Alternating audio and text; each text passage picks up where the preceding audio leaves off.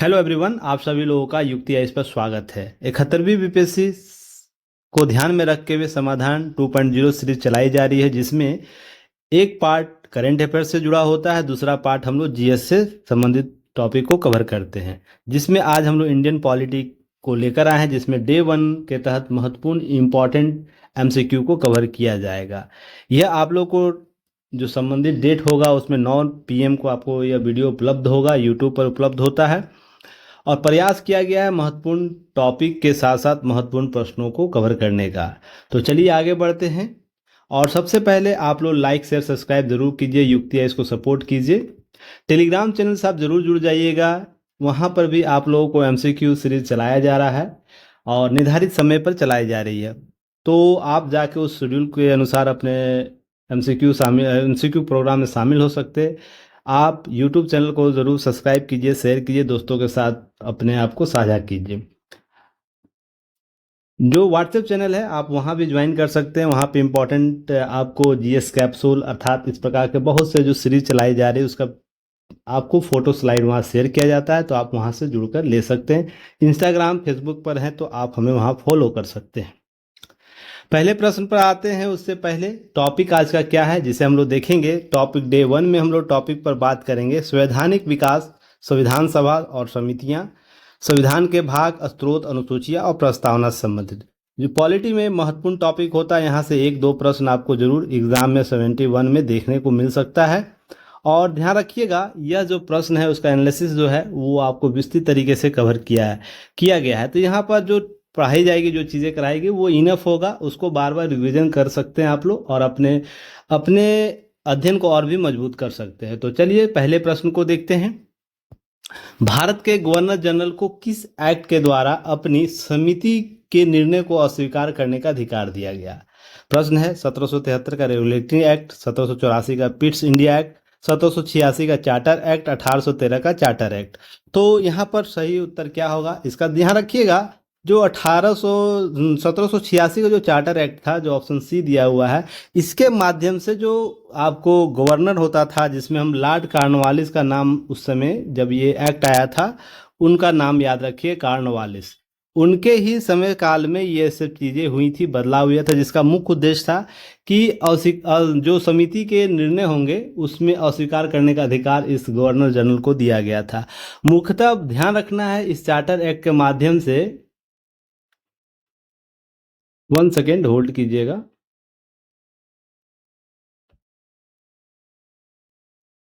हाँ चलिए, कुछ एरर हो गया था। चलिए, इस एक्ट के माध्यम से ध्यान रखिएगा, समिति जो काउंसिल थी, जो गवर्नर जनरल के, भारत के गवर्नर जनरल का ये अधिकार दिया गया, जो वह उसकी समिति होगा, जो समिति बनाई उसमें बहुमत के निर्णय के विशेष परिस्थितियों को अस्वीकार कर सकती है। और इसका प्रावधान लॉर्ड कॉर्नवालिस की आवश्यकताओं को पूरा करने के लिए।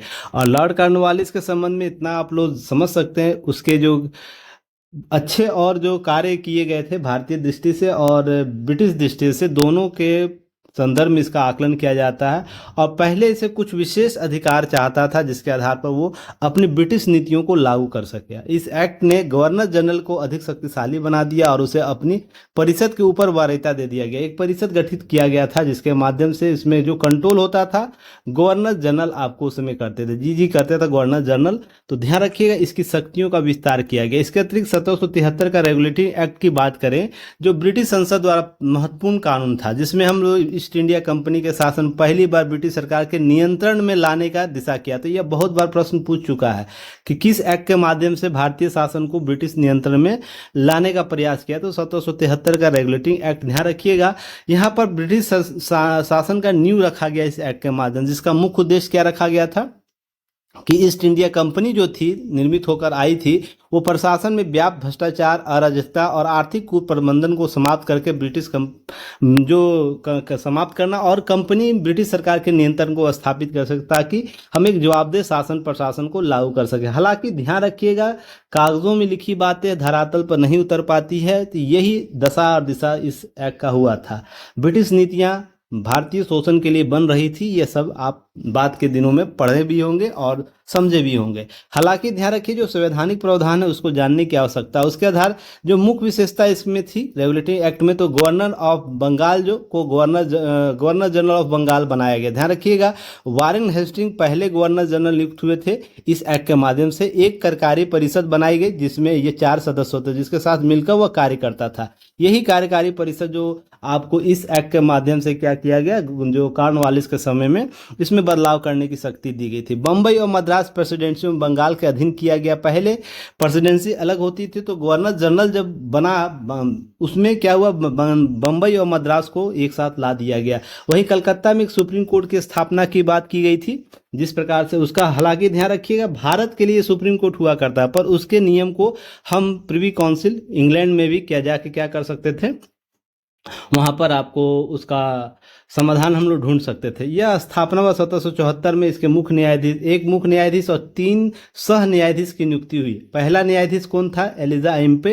और ये सब प्रश्न आपको बार बार पूछा जाता है, आप जाके PYQ जरूर मिलाइएगा, टॉपिक से संबंधित PYQ पढ़कर आइएगा ताकि और भी बेहतर तरीके से आप लोग दे सके उत्तर। अब ध्यान रखिए कर्मचारियों पर प्रतिबंध लगाया गया, रिश्वत लेने और निजी व्यापार करने का रोक लगाई गई। ईस्ट इंडिया कंपनी निदेशकों में कार्यकालों की सीमा में बढ़ाया गया। निदेशक मंडल जो कोर्ट ऑफ डायरेक्टर्स होते चुनाव के लिए व्यवस्था दी गई।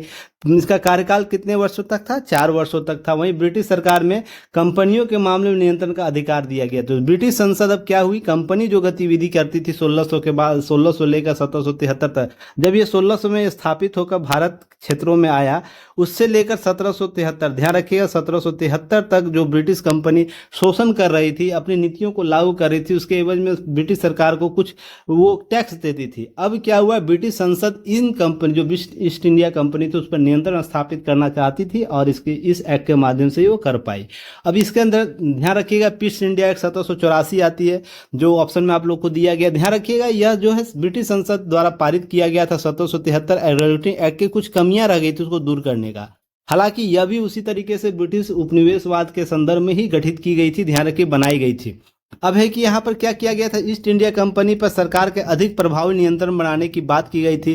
इस अधिनियम का नाम तत्कालीन ब्रिटिश प्रधानमंत्री विलियम पिट जूनियर के नाम पर रखा गया। तो आपसे यहाँ से प्रश्न पूछ सकता है, इसे स्टार श्रेणी में रखिएगा, ईस्ट इंडिया एक्ट का निर्माण किसके नाम पर किया गया था। उस समय प्रधानमंत्री हुआ करते थे विलियम पिट जूनियर, तो उन्हीं के नाम पर पिट्स इंडिया एक्ट रखा गया। ध्यान रखिएगा मुख्य विशेषता इसकी क्या थी, दोहरी सरकार का गठन करना, जहां पर जिसमें हम लोग बात करते थे भारत प्रशासन को 2 निकाय बनाए गए, बोर्ड ऑफ कंट्रोल की बात करता था या और कोर्ट ऑफ डायरेक्टर्स की बात करता था। यहाँ पर बोर्ड ऑफ कंट्रोल और कोर्ट्स ऑफ डायरेक्टर के भूमिका बढ़ जाती है बाद के दिनों में, तो यह संदर्भ आपको याद रखना। गवर्नर जनरल की शक्तियों को बढ़ा दिया गया। बंगाल के गवर्नर जनरल अब अन्य 2 प्रेसिडेंसी बंबई और मद्रास के मामलों में स्पष्ट रूप से अध्यक्ष माना गया। तो अर्थात जो भी अंतिम निर्णय लिया जाएगा इनके माध्यम से ही किया जाएगा। ये सब ध्यान रखिएगा। राजनीतिक और व्यापारिक कार्य क्या हुआ, व्यापारिक कार्य में विभाजन, कंपनी के राजनीतिक मामलों के संचालन अब सीधे ब्रिटिश सरकार के हाथों में, अर्थात डायरेक्ट यहाँ भी देखने को मिल रहा है प्रशासन ब्रिटिश हाथों में थी। अब भारत से संबंधित सभी दस्तावेज बोर्ड ऑफ कंट्रोल को भेजे जाने लगे। अर्थात यह जो बोर्ड ऑफ कंट्रोल था जिसमें 6 सदस्य निकाय के रूप में जाना जाता था, ब्रिटिश सरकार के मंत्री हुआ करते थे, इसमें राजनीतिक मामले, युद्ध और संधि शासन नियंत्रण हुआ करता था। अब सीधे मामले जो भी भारत से संबंधित निर्णय लिए जाएंगे इसी बोर्ड ऑफ कंट्रोल के पैनल से होकर जाएगा। कंपनी का जो भारतीय क्षेत्र में नियंत्रण बना रहा, लेकिन वह ब्रिटिश संसद पर निगरानी भी अब रख पा रहा था। ये सब बदलाव आपको इस एक्ट में किए गए थे। तो ये बहुत ही महत्वपूर्ण संशोधन एक्ट है जिसको आप लोग को जरूर जाननी चाहिए। वहीं पर 1813 का चार्टर एक्ट की बात करें तो ध्यान रखिएगा ब्रिटिश संसद में इसे पुनः पारित किया और कंपनी 20 वर्ष की कंपनी चार्टर का नवीकरण की प्रक्रिया के तहत लाया गया था। अर्थात जो कंपनी का जो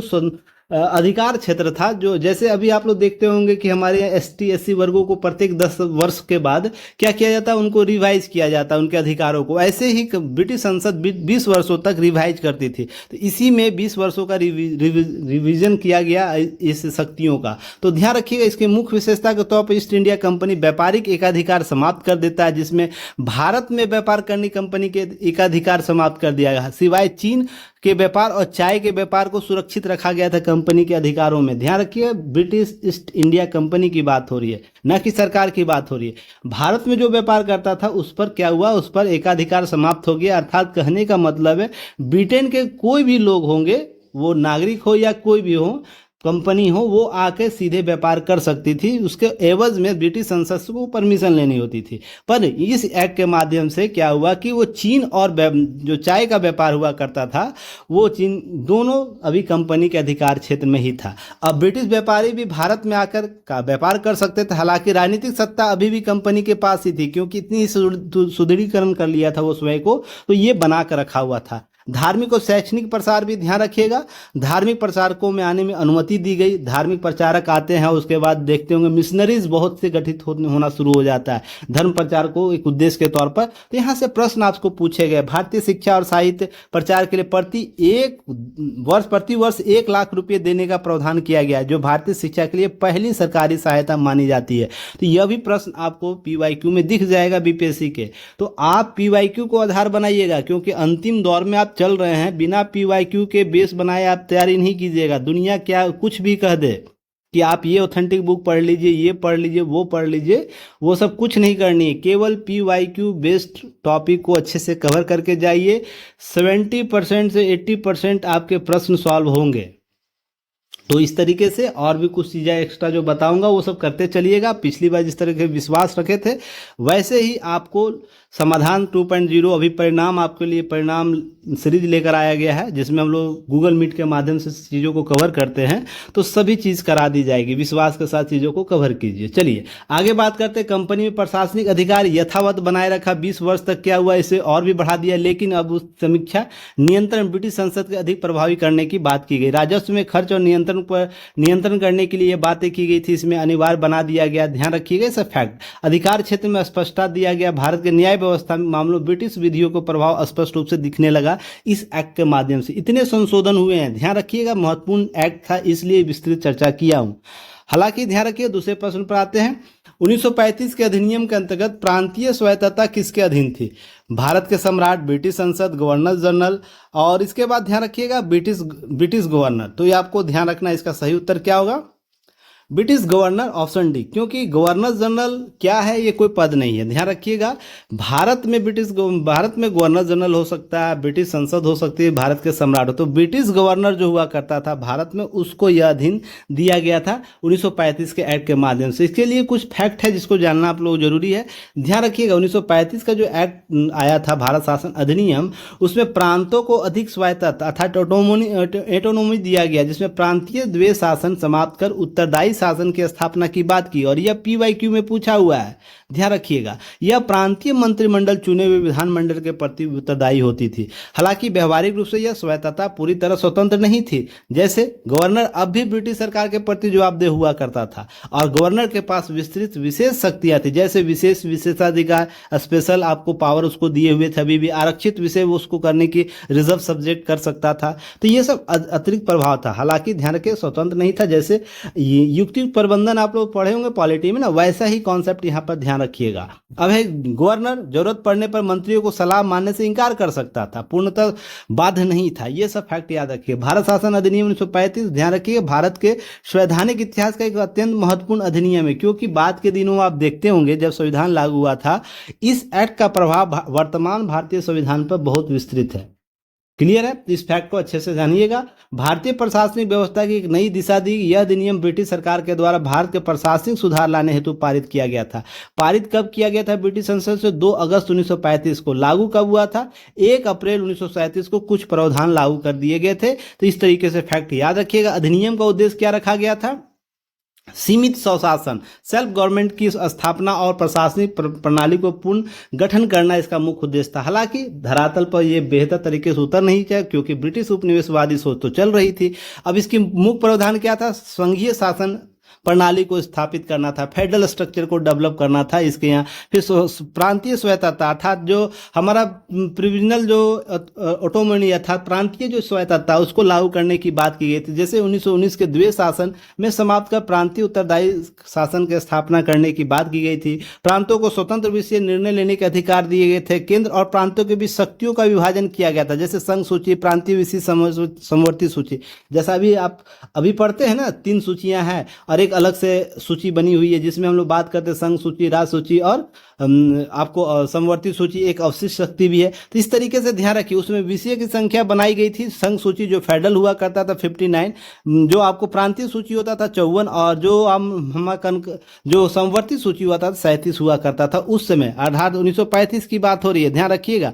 उस समय शक्तियों का जो इस प्रकार से विभाजन किया गया था। द्वैत शासन, ध्यान रखिएगा, पुनः स्थापना किया गया, कहाँ पर? केंद्र और राज्य में। ध्यान रखिएगा, पहले जो प्रांतों हुआ करता उसे समाप्त कर दिया गया और केंद्र और राज्य के संदर्भ में ये बातें की गई। संघीय न्यायालय की स्थापना की गई। स्थापना 1 अक्टूबर 1937 को दिल्ली संघीय न्यायालय के तौर पर हुई। ध्यान रखिएगा, गवर्नर और गवर्नर जनरल की शक्तियां क्या हुआ? प्रांतों में गवर्नर और केंद्र में गवर्नर जनरल को विशेष अधिकार प्राप्त हुआ। वे विवेकाधीन शक्तियों का प्रयोग अब कर सकते थे इस एक्ट के माध्यम से। सब फैक्ट याद रखिएगा। भारत में पहली बार आरक्षित और नामित निर्वाचन प्रणाली के विस्तृत किया, जो बाद में सिर का दर्द बनता है। पाकिस्तान जैसे प्रांतों का अलग भी होना होता है, फिर हमारे यहाँ पूना पैक्ट भी इसी संदर्भ में होता है। तो आरक्षित अर्थात पृथक निर्वाचन प्रणाली को भी जन्म दे देता है। यह संघीय विदेशी मामलों और रक्षा आदि केंद्र का नियंत्रण को बनाए रखता है। नोट याद रखिएगा, यह पूछा गया है यूपी पीसीएस में। तो यहाँ पर ध्यान रखिएगा, मौलिक अधिकारों को कोई उल्लेख इस एक्ट में नहीं की गई थी। प्रश्न पूछ रखा है यूपी पीसीएस में, यूपी आरओ में, तो इस तरीके के प्रश्न भी आपको बीपीएससी में पूछ सकता है। तो इसे फैक्ट अच्छे से याद करके जानिए। चलिए तीसरे नंबर प्रश्न पर आते हैं। यूनाइटेड किंगडम की संसद का एक अधिनियम है जिसमें ब्रिटिश भारत को भारत और पाकिस्तान के 2 नए स्वतंत्र उपनिवेशों को विभाजित किया। देखिए, इस प्रकार के प्रश्न बहुत लॉलीपॉप होते हैं, अब ध्यान रखिएगा, पर कुछ ऑप्शन आपको ऐसे दे दिए जाएंगे जिसमें आप कंफ्यूज हो जाइएगा। तो याद रखिएगा, पिट्स इंडिया एक्ट अधिनियम, तो क्या यह हो सकता है? नहीं होता है। रॉलेट एक्ट अधिनियम, यह भी गलत है।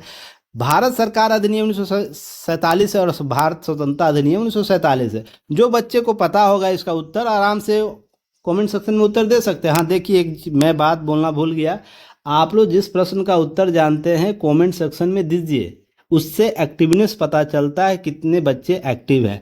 उस पर विशेष ध्यान में रहते, जितने भी बच्चे मेरे ग्रुप से जुड़े हुए पर्सनल मुझसे गाइड लेते हैं उनका विशेष ध्यान होता है ना। नहीं तो पता चला कि केवल खाना पूर्तियाँ हो रही है। वीडियो अगर मुझे व्यू लेना रहता, बहुत सी चीज़ें मैं कर सकता था, पर आपका सिलेक्शन मुझे लेना है ना, इसलिए मैं इस तरीके का कंटेंट आप लोगों को देता हूँ। 1 घंटे का कंटेंट वीडियो एनालिसिस के तौर पर आप लोग को उपलब्ध कराता हूँ। तो थोड़ा सा आप भी मेहनत कीजिए, सपोर्ट कीजिए।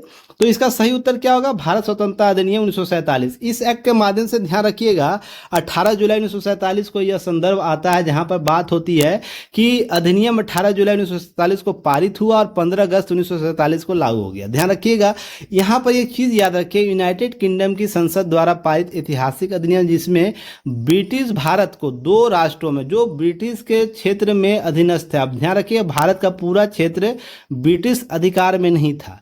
जो ब्रिटिश अधिकार में क्षेत्र थे उनमें 2 स्वतंत्र राज्य की बात की गई थी, एक भारत और एक पाकिस्तान विभाजित किया जाएगा।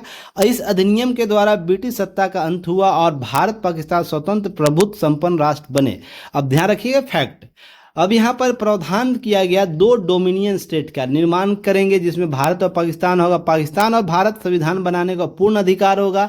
ब्रिटिश संसद भारत पर नियंत्रण समाप्त हो गया इस एक्ट के माध्यम से। गवर्नर जनरल को अंतिम प्रमुख कार्यपालक के तौर पर अधिकार दिया गया और ब्रिटिश शाही शीर्षता जो थी, जो आपको वो समाप्त कर दी गई। जो ब्रिटिश अधीन के हम कार्य कर रहे थे, हमारे यहाँ जितने भी कंपनी के अधिकारी, वो सब समाप्त हो गए। अब ध्यान रखिएगा, अब 2 राज्य भारत और पाकिस्तान के तौर पर जन्म होता है और उसका अंतिम जो गवर्नर कार्यपालक पदाधिकारी, जो हम कह सकते हैं कि अंतिम समय में सत्ता हस्तांतरण होती है, उसकी प्रक्रिया को पूर्ण करने के लिए गवर्नर जनरल को अंतिम जवाबदेह बनाया गया था। तो ध्यान रखिएगा, इस तरीके से फैक्ट आप लोग याद रखिएगा। पिट्स इंडिया एक्ट जो था अधिनियम, जो बात की गई है, 1784 में पारित किया गया। इसका उद्देश्य था ईस्ट इंडिया कंपनी में भारतीय प्रशासन को नियंत्रित करना था। अब रॉलेट एक्ट की बात हम करते हैं, 1919 में पारित किया गया था और इसका उद्देश्य था प्रथम विश्व युद्ध के बाद भारत में बढ़ते राष्ट्रवादी आंदोलन को दबाना था और इसमें सरकार के बिना मुकदमे लोगों को गिरफ्तार करने और हिरासत में लेने का अधिकार दिया गया था। इसी के संदर्भ में एक बहुत वाक्य आता, बिना फीस, बिना वकील, बिना जिरह आपको यह गिरफ्तार कर सकता था। किसी को संदेह पर भी गिरफ्तार कर सकता था। अगर आप 4 लोग कहीं घूम रहे हैं, अगर पुलिस अधिकारी को संदेह हो गया तो आपको बिना किसी वारंट के पकड़ सकता था। तो ये रॉलेट एक्ट बहुत ही खतरनाक एक्ट था। अब इसके तहत चौथा प्रश्न आते हैं, चौथे नंबर प्रश्न को देखते हैं। चौथे नंबर प्रश्न को अच्छे से देखिएगा, पढ़िएगा, समझने का प्रयास कीजिएगा। B.R. अम्बेडकर और महात्मा गांधी के मध्य सन 1932 में हस्ताक्षरित पूना समझौते का प्रावधान क्या था? पहला ऑप्शन दिया गया, भारत के लिए डोमिनियन स्थिति को बनाए रखना, क्या यह प्रावधान किया गया था? मुसलमानों के लिए पृथक निर्वाचन क्षेत्र का प्रावधान किया गया था? हरिजनों के लिए पृथक निर्वाचन का क्षेत्र निर्धारित किया गया था? या ऑप्शन डी, हरिजनों के लिए आरक्षण सहित संयुक्त निर्वाचन क्षेत्र का प्रावधान किया गया था? तो ध्यान रखिएगा, इसका सही उत्तर क्या होगा? ऑप्शन डी होगा। हरिजनों के लिए आरक्षण सहित क्या किया गया था? निर्वाचन क्षेत्र के लिए प्रावधान, संयुक्त प्रावधान किए गए थे। ध्यान रखिएगा 24 सितंबर, याद रखिएगा 24 सितंबर 1932 को यह पैक्ट होता है, पूना पैक्ट, जिसके आधार पर यरवदा जेल में यह समझौते होते, जहां पर अनशन पर बैठे हुए थे गांधी जी। अब इससे संबंधित कुछ चीज़ों को ध्यान में रखिएगा। एक कम्युनल अवार्ड जो सांप्रदायिक अधिनिर्णय की घोषणा के बाद जब पूना एक्ट 1932 में आपको ब्रिटिश सरकार एक लाती है कम्युनल अवार्ड, इसमें पृथक निर्वाचन क्षेत्र की बात करता है, आरक्षण की बात करता है। तो इसमें कम्युनल अवार्ड दलित वर्ग जो थे, उन जिन्हें हरिजन भी कहा जाता था, गांधी जी के द्वारा शब्द दिया गया था, पृथक निर्वाचन क्षेत्रों में प्रावधान किया गया, जिसका अर्थ था कि दलित केवल अपने ही प्रतिनिधियों को चुन सकते थे, उन्हें अन्य समुदायों में मतदाता से अलग कर दिया गया, जिससे भारतीय राजनीति में फूट डालो राज करो की नीति जो अंग्रेजों ने मुसलमानों के साथ किया था, वही पैटर्न आपको इन दलितों के साथ अपनाने का प्रयास किया। जो हमारा समाज था, सनातन समाज था, उसमें विभेद करने का प्रयास इस कम्युनल अवार्ड के तहत किया गया था, जिसमें गांधी जी के द्वारा और अंबेडकर जी के द्वारा कुछ समझौते के माध्यम से इसको समाधान निकाला जा सका, जिसमें जो पूना समझौता 1932 था, जिसे पूना पैक्ट भी कहते हैं, भारतीय स्वतंत्रता संग्राम एक महत्वपूर्ण मोड़ के तौर पर देखा जाता है। दलितों जो तत्कालिक अछूत हुआ करते थे, उच्च वर्गीय हिंदुओं के बीच राजनीतिक प्रतिनिधित्व को लेकर एक समझौता होता था। आपसे एक प्रश्न पूछ सकता है, पूना पैक्ट क्या था? तो एक राजनीतिक प्रतिनिधित्व का क्या था? समझौता था, ना कि सामाजिक। एक फैक्ट आप लोग अच्छे से याद रखें, बहुत से बच्चों का यह रहता है कि सामाजिक समझौता भी इसको कह सकते, नहीं, ये राजनीतिक समझौता था जो प्रतिनिधित्व को लेकर किया गया था। यह ध्यान रखिएगा 24 सितंबर 1932 को किया गया था। स्थान अरवदा जेल पुणे में, जो अब पूना जिसे हम लोग बोलते हैं, महाराष्ट्र में है। यह पक्ष गांधी जी और भीमराव अम्बेडकर। उद्देश्य क्या था? दलितों और छूतों के लिए राजनीतिक प्रतिनिधित्व का समाधान करना। इस एक्ट के माध्यम से, ध्यान रखिए, इस पैक्ट के माध्यम से क्या किया गया? जो पैक्ट क्या था, जो कम्युनल अवार्ड किया गया, छूतों को पृथक निर्वाचन मंडल देने का प्रावधान किया जाता था, अलग अलग सीटों पर चुनाव लड़ सके, उसके लिए महात्मा गांधी इसका कड़ा विरोध किया और इसे हिंदू समाज में एकता के लिए खतरनाक बताया।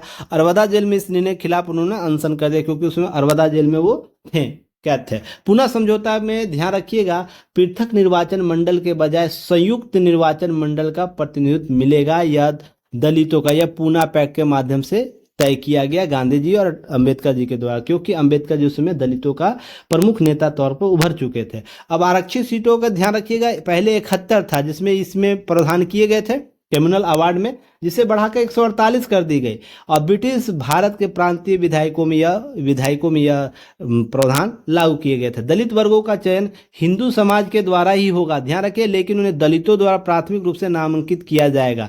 जैसे भी आरक्षित सीट अभी देखते होंगे, वैसे ही सेम पैटर्न था, जिसमें हम आरक्षण के अंदर आरक्षण की बात करते, जैसे यह सीट मान लीजिए SC ST के लिए, पर आरक्षण हम दे दिए कि केवल महिला ही होगी, महिला ही यहाँ पर सीट इस बार आरक्षण, तो यह SC ST की महिला इसमें आ सकेगी, यह फैक्ट आपको ध्यान रखना। पर SC ST की महिला वो कहीं भी जाकर, किसी भी जहाँ भी जनरल होगा सीट, वहाँ पर जाकर वो निर्वाचन करवा सकती थी, चुनाव लड़ सकती थी, यह फैक्ट आपको दिया गया यहाँ पर। दलितों को शिक्षा, रोजगार और सामाजिक जो हमारा था उसको सहायता देने, सामाजिक जो हम सद्भाव लाना चाहते थे, उसमें सहायता देने की वादा किया गया था, से फैक्ट इस समझौते के तहत किया गया। 5वां नंबर प्रश्न है, कमेंट सेक्शन में बताइएगा प्रश्नों का जो सॉल्यूशन है किस प्रकार से है, अधिक से अधिक टॉपिक को कवर कर पा रहा है, आपके MCQ को कवर कर पा रहा है कि नहीं। बहुत ज़रूरी है आप लोगों का फीडबैक आना, ताकि उसी के अनुसार मैं सुधार कर सकूं। अब ध्यान रखिएगा, चलिए 5वां नंबर प्रश्न है, संविधान सभा का निर्माण किस योजना के तहत किया गया था? बहुत इजी प्रश्न है, पर यह बहुत खतरनाक है, बार बार आता है। पहला है क्रिप्स मिशन है, कैबिनेट मिशन है, साइमन कमीशन है, उपयुक्त में से कोई नहीं। तो ध्यान रखिए ऑप्शन बी सही होगा, कैबिनेट मिशन के तहत यह लाया गया मई 1946, याद रखिएगा जहां पर इसकी चर्चा होती है ब्रिटिश सरकार द्वारा भेजा जाता है कैबिनेट मिशन को, जिसमें 3 महत्वपूर्ण व्यक्तियों का नाम आप सुनते होंगे। लॉर्ड पेरिस लॉरेंस का नाम सुनते होंगे, क्रिप्स का नाम सुनते होंगे, AB अलेक्जेंडर का नाम सुनते होंगे। ये सब फैक्ट इसी में रहता है। तो यहाँ ध्यान रखिए, यहाँ पर आपको क्या याद रखनी है, कुछ याद रखनी है फैक्ट। मई 1946 में ब्रिटिश सरकार द्वारा भेजा गया भारतीय संविधान निर्माण में कैबिनेट मिशन योजना के तहत इसे यह भारत आता है। वहीं द्वितीय योजना क्या थी? द्वितीय विश्व युद्ध के बाद ब्रिटेन में क्लीमेंट एटली के नेतृत्व वाली सरकार भारत में सत्ता शांतिपूर्ण हस्तांतरण के लिए एक योजना बनाने हेतु 3 कैबिनेट सदस्यों अर्थात Lord Pethick Lawrence, sir Stafford Cripps और AB अलेक्जेंडर को भारत भेजता है। इसी संदर्भ में इस मिशन का उद्देश्य क्या रखा जाता है? भारत में एकता को बनाए रखते हुए सत्ता का शांतिपूर्ण हस्तांतरण आपको कर दिया जाएगा। पर यह देखिए छलावा मात्र माना गया, क्योंकि इसका कभी रूल फॉलो किया ही नहीं गया। तो ये फैक्ट याद रखिएगा। वहीं पे यह पाकिस्तान की मांग को अस्वीकार कर दिया गया, जो मुस्लिम लीग के द्वारा यह मांग की जा रही थी बार बार कि अलग हमको देश चाहिए, तो मांग को अस्वीकार कर देता है कैबिनेट मिशन। संविधान सभा गठन के लिए नींव रखी जाती है और भारत के संविधान के मसौदे तैयार करेगी। यह सब फैक्ट इसमें बोली जाती है। संविधान सभा का निर्माण होता है कैबिनेट मिशन योजना के बाद। जुलाई अगस्त में 1946 में संविधान सभा के लिए चुनाव हुए, जिसमें संविधान सभा की पहली बैठक 9 दिसंबर 1946 को हुई। ये सब फैक्ट आपको देखने को मिलेगा कैबिनेट मिशन से, तो याद कर लेना। 6ठा नंबर प्रश्न है, भारत की संविधान सभा गठित करने का आधार क्या था? बहुत ही महत्वपूर्ण प्रश्न यह भी है। फैक्ट प्रश्न पूछ चुका है MPPCS में। तो भारतीय राष्ट्रीय कांग्रेस का प्रस्ताव, कैबिनेट मिशन प्लान 1946 था। भारतीय डोमिनियन का प्रांतीय राज्य विधानमंडल के प्रस्ताव, भारतीय स्वतंत्रता अधिनियम 1947। तो संविधान सभा गठित होने का आधार क्या था, प्रश्न पूछता है। तो इसका सही उत्तर अभी जस्ट मैंने बताया, कैबिनेट मिशन के आधार पर ही संविधान सभा का गठन किया गया। इस तरीके से चीज़ों को कवर किया गया था। तो ध्यान रखिएगा, यहाँ पर कुछ फैक्ट को याद रखना, जिसमें मिशन के सदस्य के तौर पर मैंने अभी बताया भी, जुलाई 1946 में कैबिनेट मिशन आता है और संविधान सत्ता हस्तांतरण को लेकर कुछ बातें बोल रहा था, संविधान निर्माण को लेकर कुछ बातें बोला, पृथक निर्वाचन को लेकर कुछ बात बोला, अलग देश बनाने की बात के संदर्भ में कुछ बातें वो बोल देता है। तो सत्ता हस्तांतरण भारत और ब्रिटिश सरकार में कैसे हुई? क्योंकि द्वितीय विश्व युद्ध चल रहा था, अंतर्राष्ट्रीय दबाव ब्रिटेन पर था कि सत्ता हस्तांतरण, नए नए राज्य नवोदित होने दो, ये सब फैक्ट चल रहा था बैकग्राउंड में। तो विश्व को है ना थोड़ा सा आंखों में झूल झोंकने के लिए संवैधानिक प्रक्रियाएं अपनाई जा रही थी। जैसे ही चीज़ें नॉर्मल होती है, फिर ढाक के 3 पात वाला कॉन्सेप्ट हो जाता है, तुम अपने हिसाब से हम अपने हिसाब से। पर ध्यान रखिए, उसी में भारत छोड़ो आंदोलन इतना तीव्र हो जाता है कि ब्रिटिश सत्ता की नींव ही हिल जाती है। तो ये सब फैक्ट बीच में बैकग्राउंड में आपको याद रखना है। अब याद रखना है कि मिशन का आगमन 24 मार्च 1946 में भारत में होता है। ध्यान रखिएगा, लॉर्ड पेरिस लॉरेंस जो थे secretary of state of India थे, सर स्टैफोर्ड क्रिप्स जो थे प्रेसिडेंट बोर्ड ऑफ ट्रेड थे, और AB Alexander first lord of the admiralty थे। ध्यान रखिएगा, जो आर्मी एडमिट्री था वहाँ का, ब्रिटेन का जो आर्मी प्रमुख था, उसके तौर पर आए थे। तो इस तरीके के तीनों सदस्यों का नाम याद रखिए। कमेंट सेक्शन में मुझे बताइए इसके अध्यक्ष कौन थे। बहुत ईजी है, अध्यक्ष कौन थे। अब उद्देश्य क्या था? भारत में सत्ता हस्तांतरण, संविधान निर्माण की रूपरेखा, एकता बनाए रखना, भारत संघ निर्माण करना। भारत के प्रांतों को 3 समूहों में इसने विभाजित किया। ग्रुप 1 हिंदू बहुल क्षेत्र, ग्रुप B मुस्लिम बहुल क्षेत्र, ऑप्शन C बंगाल और असम वाले क्षेत्र। तो ध्यान रखिएगा, हिंदू बहुल क्षेत्र में वो क्या कहता है, बम्बई, मद्रास, UP, बिहार जैसे क्षेत्र प्रांतों को रखता है।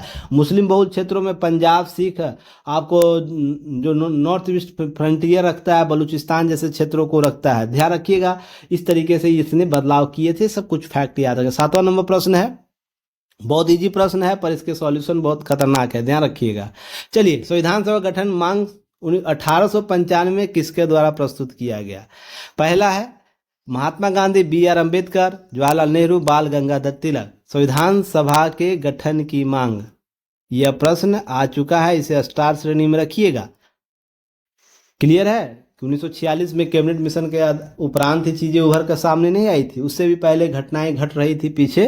तो यहाँ ध्यान रखना, बाल गंगाधर तिलक के द्वारा 1895 में आपको स्वराज विधेयक एक लाया जाता है। ध्यान रखिए, क्या? स्वराज विधेयक, जिसमें बात की जाती है कि भारत में संविधान सभा का गठन किया जाए, भारतीयों के द्वारा संविधान सभा गठन किया जाए और नियम कानून बनाया जाए। तो इसी में बाल गंगाधर तिलक का एक संदर्भ आता है, जिसको आप लोग को याद रखना है। क्लियर है? भारत में एक ऐसी सभा विचार शुरुआत अभिव्यक्तियों में से एक थी जो भारतीयों द्वारा अपने स्वयं के संविधान निर्माण करेगी। तो ध्यान रखिए, बाल गंगाधर तिलक भारतीय स्वतंत्रता संग्राम के प्रारंभिक चरण के महान नेता हुआ करते थे, क्रांतिकारी विचारक, समाज सुधारक, राष्ट्रवादी नेता। उन्होंने लोकमान्य की उपाधि उनको दी गई थी, जिनका अर्थ था जनता द्वारा स्वीकृत नेता। अब ध्यान रखिए, इनका जन्म 23 जुलाई 1856 को आपको कहाँ हुआ था, ध्यान रखिएगा, रत्नागिरी महाराष्ट्र में। उन्होंने BL LLB की पुणे से किया था, उपाधि लोकमान। निधन उनको 1 अगस्त 1920 को हुआ। कमेंट सेक्शन में मुझे बताइएगा इस दिन किस फंड का निर्माण किस आंदोलन के दौरान किया गया।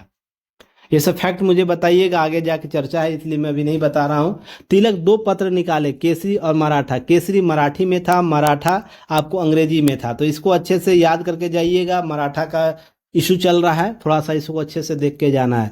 केसरी मराठी भाषा में थी और मराठा अंग्रेजी भाषा में, ये ध्यान रखिए। तिलक पर राजद्रोह का मुकदमा चलता है, ब्रिटिश संसद के ब्रिटिश अधिकारियों के द्वारा इस पर लगाया जाता है। तो 1908 में उन्हें 6 साल का मांडले वर्मा में जेल भेजा गया। तो कब भेजा गया, 1908 में। से फैक्ट याद रखने, क्लियर है, फैक्ट का ही खेला है। और स्वराज शब्द का इंपॉर्टेंट हमारे भारतीय राष्ट्रीय आंदोलन में क्या है आप समझ सकते हैं, इसके फैक्ट थे, ध्यान रखिएगा। भारतीय स्वतंत्रता आंदोलन के दौरान न केवल एक राजनीतिक लक्ष्य था, बल्कि आज़ादी की चेतना आत्मसम्मान का प्रतीक बन गया था। इसका अर्थ था अपने ऊपर स्वयं का शासन, यानी विदेशी शासन से मुक्ति और जनता द्वारा अपना शासन चलाना। स्वराज शब्द का महत्व हम देखते हैं स्वतंत्रता। स्वराज मेरा जन्मसिद्ध अधिकार है और मैं इसे लेकर रहूंगा, बाल गंगाधर तिलक के द्वारा 1906 में दिया जाता है। यह नारा स्वतंत्रता संग्राम क्रांतिकारी उत्साह के तौर पर आत्मदल का प्रतीक बनता है। वहीं पर गांधी जी की व्याख्या स्वराज में देखने को मिलता है कि स्वराज केवल राजनीतिक स्वतंत्रता नहीं, बल्कि व्यक्तिगत स्वतंत्रता, सामाजिक स्वतंत्रता, आत्मिक स्वतंत्रता, स्वशासन की भी बात करता है। वहीं हम बात करते हैं हिंद स्वराज की बात करते हैं। 1909 में नामक एक पुस्तक में कहा जाता है कि गांधी जी के द्वारा सच्चा स्वराज वह है जिसमें हर व्यक्ति अपने जीवन को खुद पर शासन करे, अर्थात बदलाव करे। तो ये सब फैक्ट इससे संबंधित था, तो ये सब चीजें याद रखना। स्वराज आंदोलन कैसे चलता, होम रूल आंदोलन आप लोग को पता होगा, तिलक और एनी बेसेंट के द्वारा चलाया जाता 1916 में, जिसका उद्देश्य था ब्रिटिश शासन के अधीन रहते हुए भारत में आंतरिक स्वशासन था, स्वराज दिलाना, स्व के अभिशासन की बात करना। यह सब याद रखिएगा। कांग्रेस घोषणा पत्र में स्वराज का क्या भूमिका है, 1917 में, 1929 में और 26 जनवरी 1930 को 3 जगह कांग्रेस के अधिवेशन में, कांग्रेस के संदर्भ में आपको देखने को मिलता है स्वराज से संबंधित कुछ प्रस्ताव आते हैं। 1917 में बात करें, ब्रिटिश सरकार द्वारा उत्तरदायी शासन की बात कही गई, स्वराज का अस्पष्ट आश्वासन दिया गया था। हालांकि धरातल पर वो उतर नहीं पाता है। लाहौर जो अधिवेशन था, पूर्ण स्वराज जो बात करता है, कंप्लीट हम इंडिपेंडेंस होंगे, जो जवाहरलाल नेहरू जी के द्वारा रावी नदी के तट पर दिया जाता है। बाद में 1930 में पहली बार स्वतंत्रता दिवस मनाया जाता है पूर्ण स्वराज की मांग के रूप में। तो यह सब फैक्ट याद रखिएगा, सारे PYQ में आपको मिल जाएंगे। घटना चक्र का PYQ देखिएगा, मिलाइएगा, जो भी कंटेंट दिया जा रहा है PYQ में मिलेगा। तो आपको क्या करना, अच्छे से पढ़ना है। 1 महीना से आपको 15 कल से टारगेट फिक्स कीजिए, 15 तारीख से लेकर अपने 30 दिन का टारगेट जो हम लोग देंगे उसको अच्छे से कवर कीजिए। उसके बाद सेल्फ अपना स्टडी कीजिए। ये सब फैक्ट आप लोग करते चलिए ताकि और भी बेहतर तरीके से रिजल्ट आ सके। इस बार अंतिम प्रहारा कीजिए और कोई एक्सक्यूज नहीं चलेगा अब कि ये हमको यहाँ जाना है तो हमको सिर दर्द कर रहा है, हमारा पेट दर्द कर रहा है, ठीक है ना। पेट दर्द और सिर दर्द करवाते रहिएगा एग्जाम के बाद। दवा खाइए, डॉक्टर से दिखाइए और लगिए, क्योंकि इस बार अगर इतनी सीट आई है, दोबारा है ना सीट, इतनी संख्या भूल जाइए 5 साल के लिए। तो कोताही बरतिएगा, सिलेक्शन से दूर जाइएगा, सीधा से एक लाइन में जानिए। चलिए आगे हम बात करते हैं। 8वें नंबर प्रश्न, प्रस्तावित मूल संविधान में कुल सदस्यों का विभाजन किस प्रकार होना निश्चित हुआ था। अर्थात जो प्रस्तावित मूल संविधान होता है उसमें सदस्य जो बनते, उन सदस्यों का चयन होता है किस आधार पर। ब्रिटिश प्रांतों के 292 प्रतिनिधि के तौर पर, देसी रियासत के 93 प्रतिनिधि के रूप में, मुख्य कमिश्नरी क्षेत्र के 4 प्रतिनिधि के तौर पर, या उपयुक्त सभी। बहुत इजी प्रश्न है, या उपयुक्त सभी हो जाएगा क्योंकि इसी प्रकार से वर्गीकरण किया गया था। प्रांतों से लिए जाएंगे 292 प्रतिनिधि, देसी रियासतों से 93 प्रतिनिधि, और कमिश्नरी क्षेत्र होता था गवर्नर जनरल के अधीन हुआ करता था, ध्यान रखिएगा 4 प्रतिनिधि आपको शामिल किए गए थे, जिसे हम लोग आजकल का वर्तमान यूटी भी कह सकते हैं। इस संदर्भ को देखिएगा। अगर हम बात करें इसमें जो 292 प्रतिनिधि जो ब्रिटिश प्रांतों से आएंगे, भारत में जो वर्गीकरण करें तो कुछ ऐसे क्षेत्र थे जो ब्रिटिश थे, ठीक ना, और कुछ ऐसे क्षेत्र थे जो स्वतंत्र हुआ, वहां पर ब्रिटिश शासन नहीं था। तो इसमें जो ब्रिटिश शासन था उससे 292 आते, जो स्वतंत्र हुआ था उससे 93 आते। कुछ ऐसा क्षेत्र था, ध्यान रखिएगा, जो वर्तमान में यूटी जो हमारा है ना, केंद्र शासित प्रदेश, उस नेचर का, जहां पर गवर्नर जनरल या प्रशासक जो वहां का वायसराय जिसको नियुक्त कर देता उसके अधीन हुआ करता था, जो कमिश्नरी क्षेत्र कहा जाता था। वैसे 4 प्रांत, जिसमें दिल्ली, अजमेर, मारवाड़ क्षेत्र था, कुर्ग और ब्रिटिश बलूचिस्तान था। अभी बलूचिस्तान क्षेत्र में विद्रोह हो रहा देख रहे हैं, तो ब्रिटिश बलूचिस्तान क्षेत्र। तो 4 ऐसे क्षेत्र थे जहां से आपको शामिल होने थे। अब देसी रियासत जहां पर ब्रिटिश शासन कभी सत्ता नहीं कर पाई, उन क्षेत्रों से 93 प्रतिनिधि आते देसी रियासतों से। इस प्रकार से कुछ फैक्ट को याद रखना। क्लियर है? चलिए अगले प्रश्न पर आते हैं। 9वें नंबर प्रश्न पर आएंगे तो ध्यान रखिएगा, कथन दिया हुआ। कथन क्या है कि भारत शासन अधिनियम 1935 प्रांतीय स्वशासन की व्यवस्था की गई। कारण क्या था? आर, अधिनियम ने प्रांतीय स्वशासन पर द्वैध शासन को समाप्त कर दिया। अब इसका सही उत्तर क्या है? ए आर दोनों सही है। आर ए की सही व्याख्या करता। क्या ये कथन सही है? ऑप्शन बी है, ए आर दोनों सही है, आर ए की सही व्याख्या नहीं करता है। ए सही है लेकिन आर गलत है, ए गलत है लेकिन आर सही है। तो इसका सही व्याख्या ध्यान रखिएगा, ब्रिटिश शासन अधिनियम 1935 प्रांतीय स्वशासन की व्यवस्था करता है। ये कथन सही है। अब यह इसलिए किया गया था तो द्वैध शासन को समाप्त करना था, ताकि प्रांतीय स्वायत्तता को बनाए रखे। तो यह ध्यान रखिएगा, इस तरीके से आपको ऑप्शन ए सही हो जाएगा। ए और दोनों सही है और आर ए की सही व्याख्या करता है। अब ये फैक्ट याद रखिए, इसमें कुछ बात बदलाव किए थे। मुख्य प्रावधान के तौर पर द्वैध शासन समाप्ति, प्रांतीय स्वशासन, संघीय संरचना का प्रस्ताव, द्विसदनीय केंद्रीय विधायिका, प्रांतीय भारतीयों का विधायिक कार्य में भागीदारी की बात की गई थी, देसी रियासतों में संघ और शामिल होने का विकल्प, और एक स्वतंत्र कार्यपालिका संघीय न्यायालय की स्थापना की बात करता है। यहाँ पर ईरर बार बार आप लोग को दिख रहा होगा, कार्य। देखिए ये फोंट ईरर है, ठीक है ना, सिस्टम का फोंट एरर होता है, तो आप लोग इसको सुधार लीजिएगा। जैसे कहीं मिलेगा कार्य, कहीं वर्ष में ये नहीं होगा, ठीक है ना, बस ऐसे लिखा होगा, तो उसको आप लोग सुधार लीजिएगा, क्योंकि सिस्टम का एरर होता है। तो थोड़ा सा आप लोग कोऑपरेट कीजिएगा। चलिए 10वें नंबर प्रश्न पर आते हैं। चलिए, निम्नलिखित में से संविधान सभा का सदस्य नहीं थे। ऑप्शन दिया गया K M Munshi, M Gopala Swami, H A Veg, T क्या है कृष्णाचारी। तो बताइएगा इसका सही उत्तर क्या होगा। तो इसका सही उत्तर होगा एच वेग नहीं थे, जो संविधान सभा का जो सदस्य के तौर पर नियुक्त किए गए थे। के मुंशी होते हैं, प्रमुख विधिवेता थे, और ये संविधान सभा प्रारूप समिति के सदस्य के तौर पर थे, जो इनका अध्यक्ष कौन थे? भीमराव अंबेडकर जी थे। एन गोपाला स्वामी अयंगर संविधान सभा के प्रारूप समिति के सदस्य थे, जम्मू कश्मीर संबंधित मामलों के लिए उनकी महत्वपूर्ण भूमिका देखने को मिलता है। टी एम कृष्णाचारी, ध्यान रखिएगा, भारतीय प्रारूप समिति जो बनाई गई थी उसके सदस्य के तौर पर भारतीय संविधान निर्माण उनके महत्वपूर्ण योगदान देखने को मिलता है। बाद के दिनों में इसकी भूमिका और भी बढ़ जाती है। सब फैक्ट याद रखिएगा। चलिए, इसके अतिरिक्त याद रखना है, संविधान सभा गठन भारतीय संविधान के मसौदा तैयार करने के लिए किया गया था। भारत के विभिन्न क्षेत्रों और विचारधाराओं के प्रतिनिधि इसमें शामिल थे। दिए गए विकल्प में K M Munshi, M Gopalachari Iyengar, T Krishnachari सभी संविधान सभा के सदस्य थे, लेकिन एच वेग का नाम संविधान सभा के सदस्यों की सूची में नहीं मिलती है, ध्यान रखिएगा। गठन किया गया था संविधान सभा का कैबिनेट मिशन योजना 1946 के बाद, इसे याद रखिएगा। कुल सदस्य थे 389, 292 ब्रिटिश प्रांतों से, 93 रियासतों से, 4 चीफ कमिश्नर थे। तो कुल सदस्य कितने थे यह भी याद रखना है, फैक्ट याद रखना है। विभाजन के बाद कितने बचे थे? पाकिस्तान अलग हो गया तो 299, यह फैक्ट याद रखना है। पहली बैठक संविधान सभा का 9 दिसंबर 1946 को, अंतिम बैठक 24 जनवरी 1950 को, संविधान पारित 26 नवंबर 1949 को, लागू किया गया 26 जनवरी 1950 को। कुछ संविधान के जो अनुच्छेद थे, कुछ भाग थे, आपको 26 नवंबर 1949 को लागू कर दिया गया था। तो यह फैक्ट याद रखना है, यहाँ से प्रश्न आपको पूछेगा, तो ये सब फैक्ट आपको याद रखने हैं। चलिए, समिति में हम बात करें, मसौदा समिति जो थी, ड्राफ्टिंग कमेटी थी, उसके अध्यक्ष भीमराव अंबेडकर थे। संघ शक्ति समिति जवाहरलाल नेहरू, मौलिक अधिकार समिति सरदार पटेल, प्रांतीय संविधान समिति जवाहरलाल नेहरू, और रूल्स ऑफ अपोजिशन समिति थे। समिति के अध्यक्ष कौन थे? डॉक्टर राजेंद्र प्रसाद। ये सब फैक्ट याद रखने। क्लियर है? और भी समितियां थी, वो समय पर आप लोगों को बता दी जाएगी। चलिए आगे बात करते हैं। जिस संविधान सभा द्वारा भारत के संविधान का अधिनियम किया गया, उसके सदस्य कौन थे? अब यहाँ पे एक फैक्ट है, थोड़ा सा इसको समझने का प्रयास कीजिएगा। गवर्नर जनरल द्वारा नामित सदस्य थे, राजनीतिक दलों द्वारा नामित सदस्य थे, या विभिन्न प्रांतों के विधानसभा द्वारा नामित सदस्य थे, या लोगों द्वारा सीधे निर्वाचित सदस्य थे। जो संविधान सभा गठित हुआ था उसमें भारतीय संविधान का अधिनियम करने का अधिकार दिया गया था, उसके सदस्य किस नेचर के थे? गवर्नर जनरल द्वारा नामित कर दिए गए थे। इस प्रकार का ऑप्शन आपसे पूछ सकता है। तो ध्यान रखिए, विभिन्न प्रांतों के विधानसभा द्वारा नामित किए गए थे, ये फैक्ट याद रखना है। हालांकि इस संदर्भ को अच्छे से समझने का प्रयास कीजिएगा कि जो भारतीय संविधान का अधिनियम करने वाले संविधान सभा के सदस्यों का चुनाव अप्रत्यक्ष रूप से किया गया था। वे सीधे लोगों द्वारा निर्वाचित नहीं हुए थे, न ही उन्हें गवर्नर जनरल या राजनीतिक दलों द्वारा नामित किया गया था। इसके बजाय उनका चुनाव विभिन्न प्रांतों के विधानसभाओं, जो वर्ष 1946 के प्रांतीय चुनाव के बाद अस्तित्व में थी, सदस्यों द्वारा की गई थी। इस प्रक्रिया में अनुपातिक प्रतिनिधित्व प्रणाली के माध्यम से एकल संक्रमणीय मत पद्धति द्वारा अपनाया गया था। तो चलिए कमेंट सेक्शन में मुझे बताइएगा, अनुपातिक प्रतिनिधित्व प्रणाली क्या है, एकल संक्रमणीय मत प्रणाली क्या है। यह पॉलिटी की क्लास में आप लोगों को मैंने बताया है। कमेंट सेक्शन में उत्तर जरूर दीजिएगा, वेट करूंगा।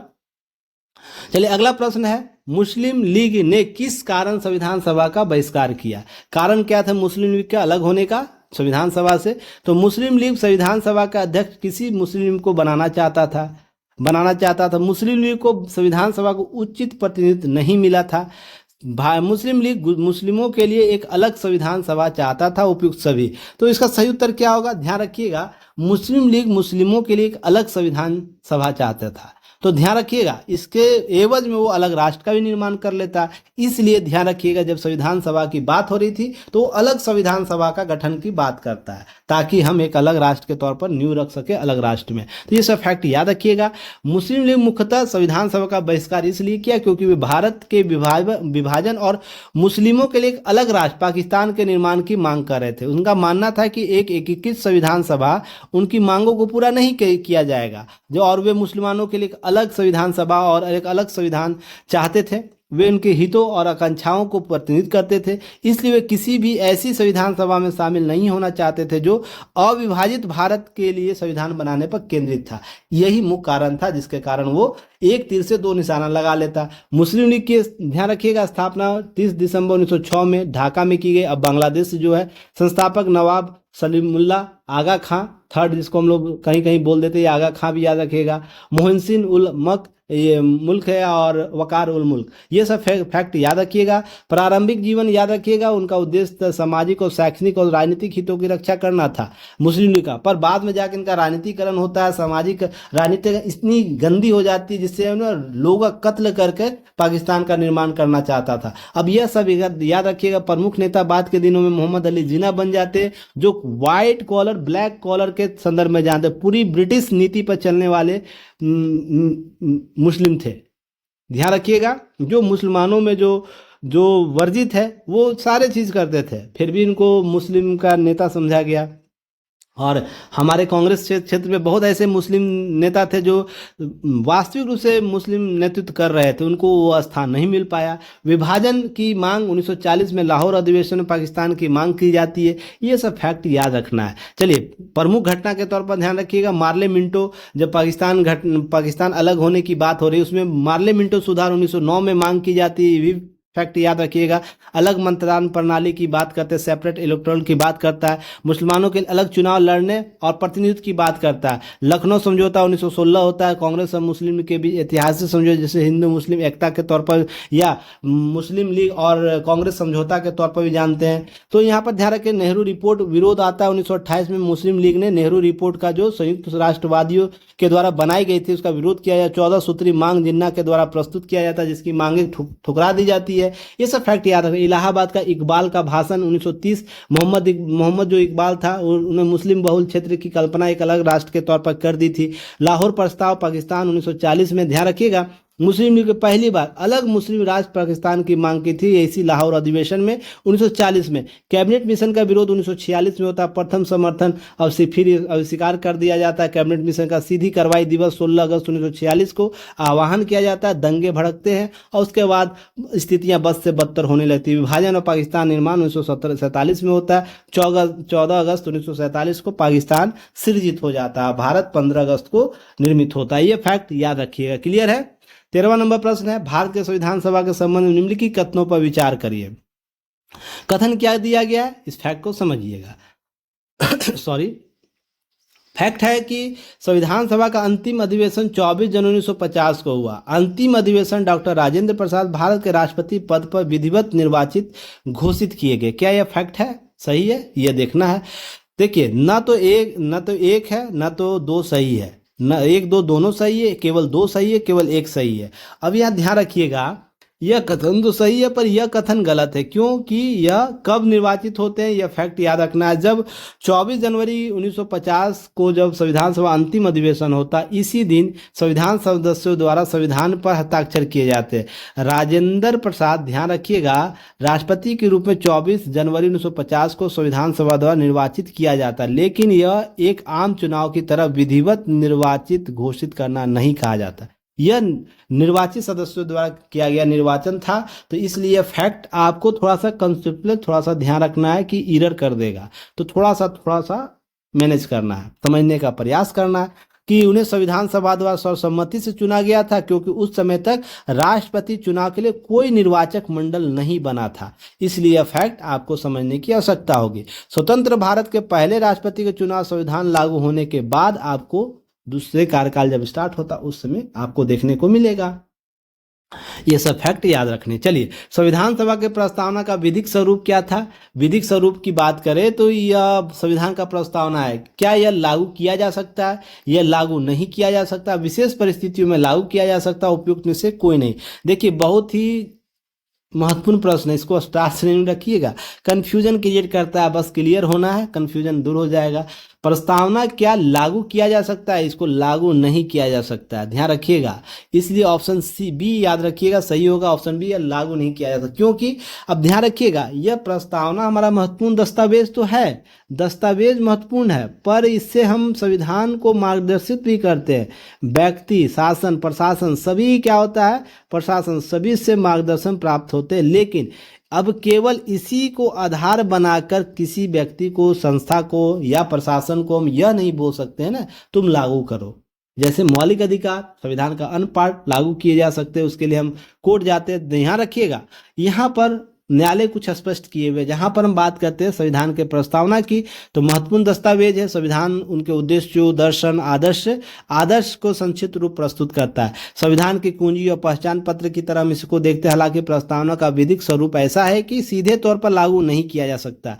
ध्यान रखिएगा, हम इट इज नॉट एफोर्डेबल क्या है, डायरेक्टली हम इसको हम इन्फोर्स नहीं कर सकते हैं। इसका अर्थ है यहाँ पर आप केवल प्रस्तावना के आधार पर किसी न्यायालय को कोई अधिकार नहीं करवाया जा सकता। अब इसके कानून को चुनौती नहीं दी जा सकती। प्रस्तावना वर्णित आदर्श जैसे न्याय, स्वतंत्रता, समानता, बंधुत्व एक महत्वपूर्ण है, जो सीधे अधिकार, कानूनी अधिकार या बाध्यता नहीं है, बल्कि उनके न्यायालय द्वारा लागू किए जा सकते हैं। ये फैक्ट याद रखिएगा। अब यहाँ पर कुछ चीज़ों को, संदर्भ को समझिएगा। जहाँ पर प्रस्तावना के बारे में बात करें तो यहाँ पर क्या है कि प्रस्तावना की आत्मा हम कहते हैं, संविधान का इसे आत्मा कहते हैं। 26 नवंबर 1949 को स्वीकार किया गया, 26 जनवरी 1950 को लागू किया गया। अब यहाँ पर संपूर्ण प्रभुत्व संपन्न समाजवादी पंथ निरपेक्ष लोकतंत्र गणराज्य की बात करता है। 1976 में समाजवादी और पंथ निरपेक्ष सर्कुलर शब्द जोड़े गए 1976 के 42वें संविधान संशोधन के तहत। ये सब फैक्ट याद रखिएगा। प्रस्तावना में 4 प्रमुख उद्देश्य क्या बताए गए, न्याय, सामाजिक, आर्थिक, राजनीतिक स्वतंत्रता, विचार की, अभिव्यक्ति की, विश्वास, धर्म, उपासना की स्वतंत्रता दी गई, समता, अवसर की समता दी गई, बंधुत्व, व्यक्ति की गरिमा और राष्ट्र की एकता अखंडता को सुनिश्चित करने वाली बंधुता दी गई है। प्रस्तावना न्यायपालिका में माना कि, अर्थात सुप्रीम कोर्ट ने माना कि यह संविधान का अभिन्न अंग है, मार्गदर्शक अंग है, अद्यपि यह न्यायिक रूप से परिवर्तनीय नहीं है। हम यानी इसे अदालत में लागू नहीं किया जा सकता। केशवानंद भारतीवाद जो 1973 में हुआ था, ध्यान रखिए, सर्वोच्च न्यायालय ने कहा कि प्रस्तावना संविधान का अभिन्न अंग है, लेकिन यह स्वतंत्र रूप से मूल अधिकारों पर लागू नहीं होती है। तो यह फैक्ट याद रखिएगा। इस तरीके से कुछ बदलाव के तत्व इसमें देखने को मिलता है। हालांकि एक बार अभी तक संविधान जो प्रस्तावना में अभी तक एक बार बदलाव हुए, ये सब फैक्ट याद रखिएगा। क्लियर है।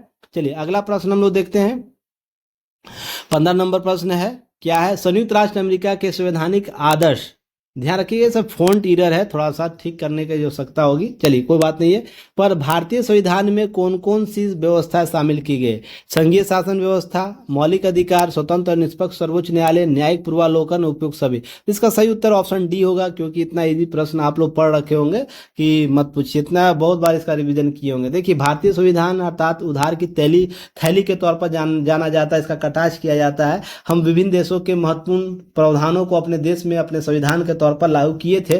तो इसी में ध्यान रखिएगा ब्रिटेन से अपनाए गए तत्व क्या है कि भारत संसदीय शासन प्रणाली, कानून का शासन, एकल नागरिकता, मंत्रिपरिषद की सामूहिक उत्तरदायी, संसद की संप्रभुता, संविधान में लचीलापन, अनुच्छेद 368 के अनुसार संविधान संशोधन की प्रक्रिया, लोकसभा अध्यक्ष की भूमिका। संयुक्त राष्ट्र अमेरिका की बात करें, यूएसए के संविधान से क्या लिया गया, मौलिक अधिकार, स्वतंत्र न्यायपालिका, न्यायिक पूर्वावलोकन, राष्ट्रपति की शक्तियां, उपराष्ट्रपति की भूमिका, सुप्रीम कोर्ट का संघीय ढांचा, गणराज्यात्मक स्वरूप, रिपब्लिक कॉन्सेप्ट लिया गया, संविधान की सर्वोच्चता। फ्रांस के संविधान से क्या लिया गया, स्वतंत्रता, समानता, बंधुत्व, धर्मनिरपेक्षता, गणराज्य स्वरूप। ध्यान रखिएगा अमेरिका के संविधान से भी गणराज्य स्वरूप लिया गया और फ्रांस के संविधान से भी लिया गया। आपसे ऑप्शन में कहीं पूछ दे तो कंफ्यूजन नहीं होना है, क्लियर है। इसी तरीके से कनाडा के संविधान से क्या लिया गया, संघीय प्रणाली एक सशक्त केंद्र के साथ, अर्थात स्ट्रॉन्ग सेंटर विथ फेडरलिज्म की बात करता है। केंद्र द्वारा राज्यों के राज्यपाल की नियुक्ति, अवशिष्ट शक्तियों का होना, कनाडा का संविधान, संसद के अपीलीय अधिकार।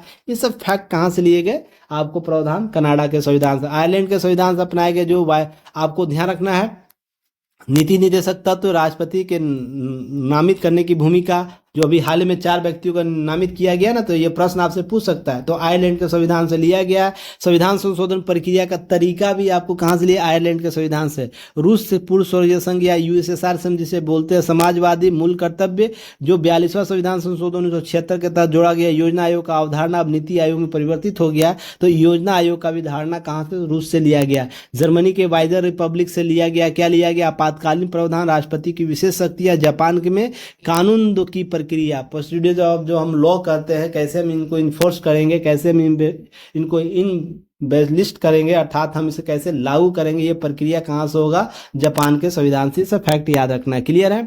अब 16 नंबर है, विधि के समक्ष क्षमता लिया गया। ये सब प्रश्न वन लाइनर है, सब PYQ में आया है, तो उसका फटाफट उत्तर देने का प्रयास कीजिएगा। यह कहाँ से लिया गया, विधि के समक्ष क्षमता इंग्लैंड से लिया गया। फटाफट उत्तर दीजिएगा।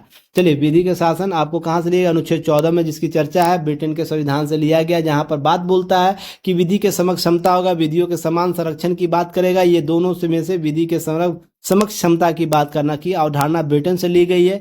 इसका अर्थ, सीधा अर्थ समझिएगा, कानून की नज़र में सभी व्यक्ति समान है, चाहे वो अमीर हो, गरीब हो, सरकारी हो या आम नागरिक हो। कानून किसी के साथ कोई भेदभाव नहीं करेगा, सभी पर समान रूप से लागू होगा। यह अवधारणा ध्यान रखें प्रोफेसर AB डाइसी के विधि के शासन के सिद्धांत पर महत्वपूर्ण हिस्से के तौर पर जाना जाता है। ये सब फैक्ट थोड़ा सा याद रखना है, क्लियर है आप लोगों को। चलिए आगे बात करते हैं। चलिए 17वां नंबर प्रश्न है कि निम्नलिखित में से कौन सा एक सुमेलित नहीं है। सूची भाग दी गई है और आपको क्या दिया गया, 1 सेकेंड होल्ड कीजिएगा हाँ चलिए। मूल कर्तव्य भाग 4 क है। राज्य के बारे में बात किया गया, भाग 6 में है। भारत का महान न्यायवादी आपको भाग 13 में है। संघ और राज्यों के अधीन सेवाएं भाग 14। तो इसका सही उत्तर क्या होगा, आपको ऑप्शन सी होगा, यह सही उल्लेख नहीं है। अब इसके संदर्भ में कुछ चीज़ों को ध्यान रखिएगा। जैसे हम भाग 1 से लेकर 22 भाग तक बात करते हैं, जिसमें भाग 1 में संघ और राज्य क्षेत्र की चर्चा है, 2 में नागरिकता की चर्चा, 3 में मौलिक अधिकार, 4 में नीति निर्देशक तत्व, 4A में मूल कर्तव्य जो 42वें संविधान संशोधन के तहत आया था, 5 संघ, 6 राज्य में, 7 में पहली अनुसूची भाग ख और राज्य के अधीन 7वें संविधान संशोधन 1956 के द्वारा नामित किया गया था, जोड़ा गया था, निरसरित कर दिया गया था। ये सब फैक्ट याद रखिएगा। 7वां क्या है, जो 7वें शेड्यूल का जो भाग ख है। अब इसके भाग 7 में संघ और राज्य क्षेत्र के यूनियन टेरिटरी की बात करता है, 9 में पंचायतें, 9 में नगर पालिका, 9 में सहकारी समितियां। ये सब फैक्ट हालिया संशोधन के तहत आए हैं। भाग 10 में अनुसूचित जाति जनजाति के संदर्भ में, भाग 11 में ध्यान रखिएगा संघ और राज्यों के बीच संबंध की बात करता है। संघ भाग जो 12 है वित्तीय और संपदा की बात करता है, अर्थात फाइनेंस प्रॉपर्टी कैसे हम एक दूसरे के साथ डील करेंगे केंद्र राज्य, उसकी बात करता है।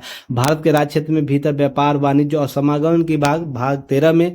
भाग 14 में भारत और राज्य का जो संघ और राज्यों के अधीन सेवाएं जो होगी, सिविल सर्विस कैडर होंगे, उसके संदर्भ में बात करता है। वहां पर अधिकरण की, ट्रिब्यूनल की बात करता है भाग 14A में। याद रखिएगा। 15 क्या करता है, निर्वाचन बात करता है। 16 में कुछ वर्ग के लिए विशेष प्रावधान उपबंध की बात करता है। यह आपको यह फैक्ट याद रखिएगा, राजभाषा का, इस बार प्रश्न हो सकता है यहाँ से पूछ दे, भाग 17 में आपको राजभाषा, 18 में आपातकालीन बंद इमरजेंसी जो प्रोविजन किए गए उसकी बात करता है। भाग 20 में संविधान संशोधन की बात करता है जिसमें 368 की हम लोग चर्चा सुनते हैं। भाग 21 में अस्थायी संक्रमणकालीन विशेष उपबंध की बात करता है, और भाग 22 में संक्षिप्त नाम हिंद और प्रारंभ हिंदी प्राकृत पाठ निस्सरण की बात करता है। ये सब फैक्ट याद रखिएगा। चलिए इसके संदर्भ को समझने का प्रयास कीजिएगा। 19वां नंबर प्रश्न है, संविधान सभा द्वारा अंतिम रूप से पारित संविधान की कुल कितने अनुच्छेद अनुसूचियां हैं? ध्यान रखिएगा, हम जब इस प्रकार के प्रश्नों की बात करते हैं तो यहाँ पर थोड़ा सा समझिएगा क्या है कि अनुच्छेद अनुसूचियों की बात करता है। तो देखिए, जब हम बात करते हैं कि अंतिम रूप से जब संविधान लागू हुआ तो 395 8 अनुसूचियां थी, जो बाद में बदलकर जब हम 26 नवंबर की बात करते हैं 1949 की बात करते हैं और 26 जनवरी 1950 की बात करते हैं, इसका स्टेटस यही था। पर वर्तमान में हम बात करते हैं, वर्तमान में तो यह कितना है, वर्तमान में आपको याद रखना है जो 22 अनुसूचियां हो गई है, 8 जो 22 भाग हो गए, 8 अनुसूचियां और 395 अनुच्छेद जो थी, आज 12 अनुसूची हो गई है। यह फैक्ट याद रखना, 12 अनुसूची हो गई है। भाग कितने, 22 भाग अभी मैंने जस्ट लिया, 395 अनुच्छेद। यह संवैधानिक रूप से सही है, पर आप कहीं कहीं देखते होंगे जैसे कुछ बुक्स ऐसे हैं जहां पर 444 अनुच्छेद दे देता है। तो ये फैक्ट देखिए क्या है कि टेक्निकल एरर है। 396 में क्या है कोई बता सकता है, 397 में क्या है कोई बता सकता है नहीं, 399 में क्या है कोई बता सकता है नहीं। पर अनुच्छेद के अंतर्गत अनुच्छेद संशोधन हुए जिसको कुल काउंट कर लिया है, और एक टेक्निकल एरर एक आयोग के द्वारा हो गया और उसे वैध मान लिया, यही चल रहा है। तो इसे याद रखिएगा, अगर इस प्रकार के प्रश्न एग्जाम में आ जाए तो सिचुएशन के अनुसार शब्दों को पकड़ने का प्रयास कीजिए, क्या यहाँ पूछ रहा है, प्रश्न क्या कर रहा है, उसी के अनुसार उत्तर दीजिएगा। चलिए इसके संदर्भ को समझिएगा। अब देखिए यहाँ पर बात की गई 395 अनुच्छेद है, हालांकि अनुच्छेदगत संशोधन से बढ़कर 470 से अधिक हो गई, जो मैंने यहाँ लिखा है, पर यह टेक्निकल इशू है, संवैधानिक तौर पर यह गलत है। पर ध्यान रखें अनुसूचियों की संख्या 12 हो गई है और जो भाग है 22 है। यह फैक्ट याद रखिए, इस तरीके से आपसे प्रश्न पूछ सकता है। 20वें नंबर प्रश्न पर आते हैं। 20वां नंबर प्रश्न बहुत इंपॉर्टेंट है, इसको अच्छे से देख के जाइएगा। 1956 में राज्य पुनर्गठन अधिनियम के द्वारा कितने राज्य और संघीय क्षेत्रों का स्थापना की गई थी? ऑप्शन है 14 संघ, 6 संघीय क्षेत्र है, 18 राज्य, 9 संघीय क्षेत्र था, 22 राज्य, 8 संघीय क्षेत्र, 21 राज्य, 7 संघीय क्षेत्र। का सही उत्तर क्या होगा? 14 राज्य और 6 संघीय क्षेत्र। जिसमें हम 14 राज्यों की बात कर ले तो आंध्र प्रदेश, असम, बिहार, केरल, जम्मू कश्मीर, आपको मध्य प्रदेश जैसे राज्यों का गठन किया गया था। वहीं 6 केंद्र शासित प्रदेशों की बात करें तो मणिपुर, त्रिपुरा, हिमाचल प्रदेश, लक्षद्वीप, दिल्ली, अंडमान निकोबार द्वीप समूह इस तरीके से अलग किए गए थे। इसे फैक्ट याद रखना। क्लियर है? तो 1956 एक्ट के तहत जो बनाए गए थे 1 नवंबर 1956 को लागू हुआ। 14 राज्य, 6 केंद्र शासित प्रदेश। राज्यों में आपको याद रखना, बिहार का नाम याद रखना, जम्मू कश्मीर, मैसूर, राजस्थान, पश्चिम बंगाल, पंजाब, मद्रास, केरल, असम, उत्तर प्रदेश जैसे राज्यों का गठन किया गया था। आप देख रहे हैं 1956 के बाद गठित यह प्रावधान जो थे। अब देखिए यहाँ पर जम्मू कश्मीर का स्टेटस अलग हो गया, पर यह उस समय का कंटेंट है, इसलिए मैंने इसको डाल दिया है। इसको याद रखिएगा। जब हम इस प्रकार के कंटेंट को देखते हैं ओरिजिनलिटी के तौर पर, तो आपको चीजों को समझने की आवश्यकता होगी, मेहनत कैसे की जाती है। अब यहाँ पर देखिएगा, अब 6 राज्यों की बात होता है। यहाँ पर जो केंद्र शासित प्रदेश है उसे आप लोग देखिएगा। केंद्र शासित प्रदेश में जो बात होती है कि त्रिपुरा, मणिपुर, आपको देख रहे हैं त्रिपुरा, मणिपुर ये सब क्षेत्र है। हिमाचल प्रदेश आपको हिमाचल प्रदेश, लक्षद्वीप, दिल्ली, अंडमान निकोबार से जो केंद्र शासित प्रदेश थे, अभी बदलकर अलग स्थिति हो गई। ये सब फैक्ट है। अब 21वें नंबर प्रश्न पर आते हैं। देखिए क्या है प्रश्न कि भारतीय संविधान के प्रस्तावना में उल्लेखित सही क्रम कौन सा है? ये बहुत प्रश्न आया हुआ है, बीपीएससी में भी प्रश्न यह पूछा है। ध्यान रखिएगा, बीपीएससी के एग्जाम में भी प्रश्न पूछ रखा है और अलग स्टेट में भी प्रश्न पूछा है।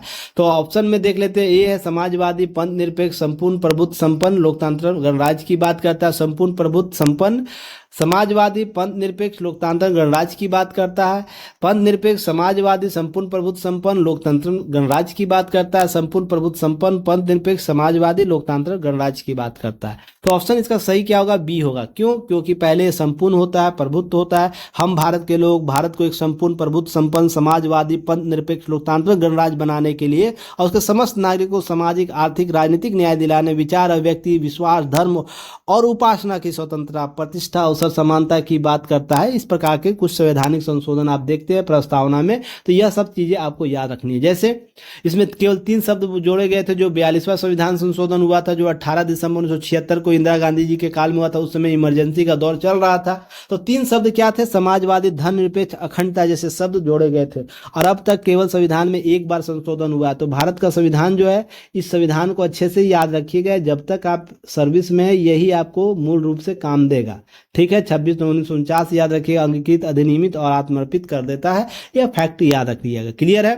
22वां नंबर प्रश्न है, शब्द जो पंथ निरपेक्ष सेकुलर भारत के संविधान की प्रस्तावना में जोड़ा गया था, इस विषय में निम्नलिखित में से कौन सा कथन सही है? यह फैक्ट आपको बताना है कि वर्ष 1976 में जोड़ा गया, 44वें संविधान संशोधन के द्वारा जोड़ा गया, 42वें संविधान संशोधन के द्वारा जो है मूल प्रस्तावना में नहीं था। तो जैसे ही संविधान यह गलत हो जाता है, मूल प्रस्तावना में ये गलत हो जाता है, 1 और 3 बच गया, तो आपको यह कथन सही हो जाएगा, ऑप्शन बी। इस प्रकार से फैक्ट आप देखिएगा। वही चीजें बताया जो मैंने पीछे, अभी याद रखिएगा। एक कथन सही है, 2 कथन आपको क्या है? गलत है। इस तरीके से 3 कथन आपको सही है। पद निरपेक्ष शब्द 44वें संविधान संशोधन द्वारा न कि बल्कि इस जोड़ा नहीं गया, बल्कि 42वें संविधान संशोधन जोड़ा गया था। 44वां संशोधन 1978 में हुआ था। इसका संबंध आपातकाल के बाद की स्थिति और संपत्ति के अधिकार से जुड़ा हुआ मामला था। पद निरपेक्ष, समाजवादी, अखंडता जैसे शब्द इंदिरा गांधी जी के काल में आपको जो प्रधानमंत्री थी, 42वें संविधान संशोधन 1976 के माध्यम से जोड़ा गया, जिसे लघु संविधान भी हम लोग मिनी कॉन्स्टिट्यूशन भी बोलते हैं, इस 42वें संविधान संशोधन को।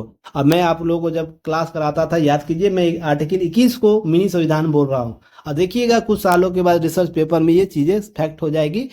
खुद में आर्टिकल 21 मिनी संविधान बनता जा रहा है। चलिए, इस तरीके से याद रखिएगा। क्लियर है? चलिए आगे हम बात करते हैं 23वां नंबर पर, भारतीय संविधान के प्रस्तावना के बारे में कौन सा कथन सही है? अब पूछ रहा है प्रस्तावना के संदर्भ में, समाजवादी, पंथ निरपेक्ष शब्द 1950 में लागू संविधान के अंग थे। उक्त शब्द 1976 के संबंध द्वारा जोड़ा गया, और उक्त शब्द जो है 1985 के संशोधन द्वारा जोड़ा गया। उक्त शब्द संविधान के प्रस्तावना का अंग नहीं है। भारतीय प्रस्तावना के बारे में कौन सा आपको सही है? तो समाजवादी, पंथ निरपेक्षता का शब्द की बात की जा रही है उसमें। तो यहाँ पर ध्यान रखिएगा, ऑप्शन यह 1976 संशोधन के बाद समाजवादी और पंथ निरपेक्ष शब्द जोड़ा गया।